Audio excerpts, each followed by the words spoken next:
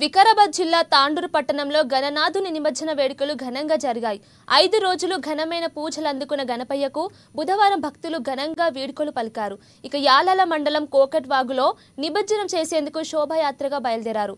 గణేష్ మహారాజ్ కి జై, బుజ్జి గణపయ్యకి జై అంటూ యువకులు నినాదాలు చేస్తూ మర్రి చెట్టు కూడలి నుండి పాత తాండూరు పురవీధుల గుండా సాగింది. ఇక శ్రీ భద్రేశ్వర దేవాలయం వద్ద హిందూ ఉత్సవ కేంద్ర కమిటీ ఆధ్వర్యంలో నిర్వహించిన స్వాగత వేదిక వద్ద ఎమ్మెల్యే మనోహర్ రెడ్డి, మాజీ ఎమ్మెల్యే రోహిత్ రెడ్డి, ఎమ్మెల్సీ మహేందర్ రెడ్డి గణనాథులకు స్వాగతం పలుకుతూ ఆయా వినాయకుడి మండపాల నిర్వాహకులకు సన్మానం చేశారు. ఇక పండుగలు ప్రజలంతా కలిసి శాంతియుతంగా భక్తి శ్రద్ధలతో జరుపుకోవాలని ఎమ్మెల్యే మనోహర్ రెడ్డి కోరారు.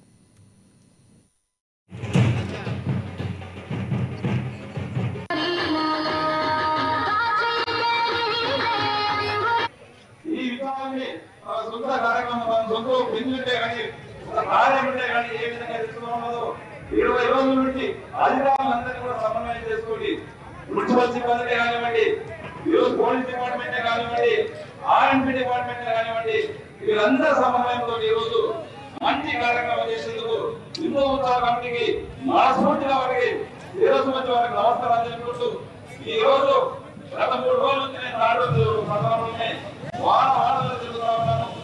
ఎక్కడ చూసినా అంగరంగ వైభవంగా ప్రతి ఒక్కరు కూడా యువత ముందుకు వచ్చి ప్రతి ఇంటి నుంచి దైవ సన్నతిలో పాల్గొనే విధంగా అందరినీ కూడా వినాయకుడిని దైవంలో వాళ్ళ